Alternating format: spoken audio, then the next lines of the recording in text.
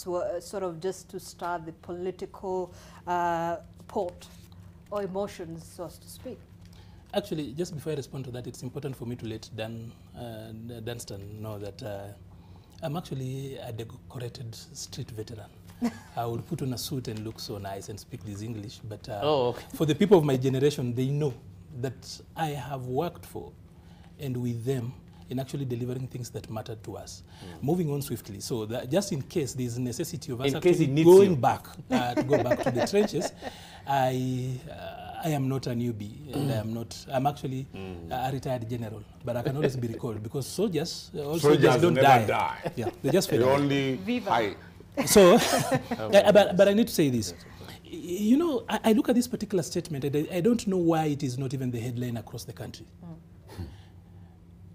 Because also it speaks to the kind of people we have given power as members of parliament. This is the problem of electing CDF managers instead of legislators. Because a number of people who are in parliament today did not make it because they honestly were going there to do the core function of parliamentarians. Representation, legislation, oversight, budget making, and everything else.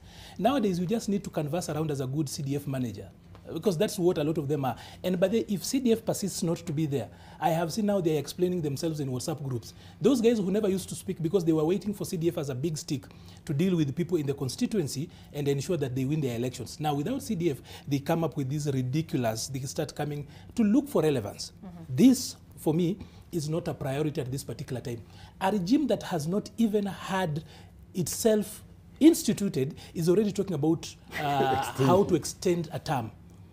You know, he has got his Article 38 rights to speak all these manner of things, but he should also look at the country's temperature. He should look at how the country feels at the moment.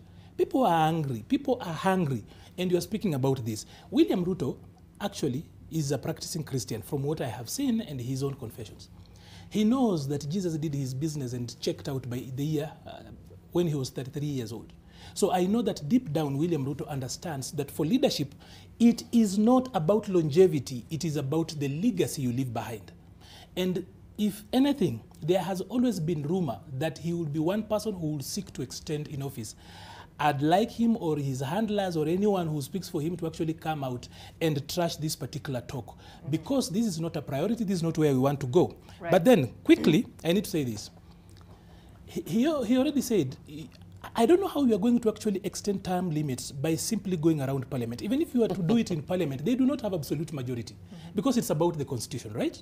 That's am I right? Yes. Yes. So they do not have the absolute majority. They therefore cannot actually even go around it in parliament. Secondly, if you are to do a referendum, I don't think you want such like disturbances at a time when the economy and the country feels the way it is. Right. William knows much better that when you bring a referendum, because many times people don't know, there is no practice for anyone who's going to election.